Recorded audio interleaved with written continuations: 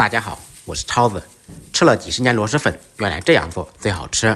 出锅筋道爽滑，比煮着好吃多了。说起螺蛳粉，不得不提一下广西螺蛳粉。广西螺蛳粉具有酸、辣、烫、鲜等多层口感，料足，味道好，绝对是螺蛳粉中的佼佼者。吃到嘴里，香到心里。首先把粉放入锅中，开锅以后煮6分钟，煮至粉全部变白，然后关火再焖5分钟，这样煮出来的粉更加爽滑筋道。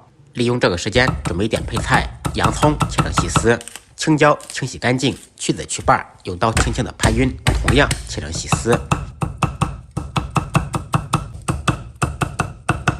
切好以后，一同放入碗中备用。再来2个鸡蛋，单手打入碗中，条件好的可以放3个。用我家黑色的筷子将其搅散。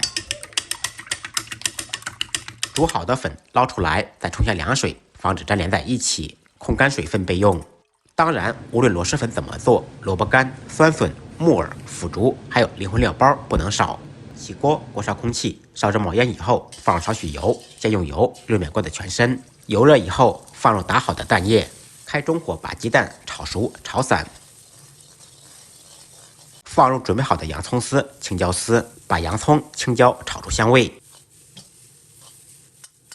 期间放入萝卜干、酸豆角、酸笋还有木耳丝。继续开大火翻炒，把蔬菜炒至断生，炒至垂头丧气。放入一点螺蛳粉的灵魂酱汁，增加香味。蔬菜断生以后，放入煮好的粉，再放入一点灵魂酱汁，快速翻炒，使粉吸收味道。这个时候改开大火，尽可能的炒出锅气，炒出锅香味。炒至粉在锅中刷刷作响时，淋入锅边醋，少许红油。继续开启自动旋转模式。出锅之前放入腐竹和花生米，翻炒均匀，起锅装盘。一道筋道爽滑又入味的爆炒螺蛳粉就做好了。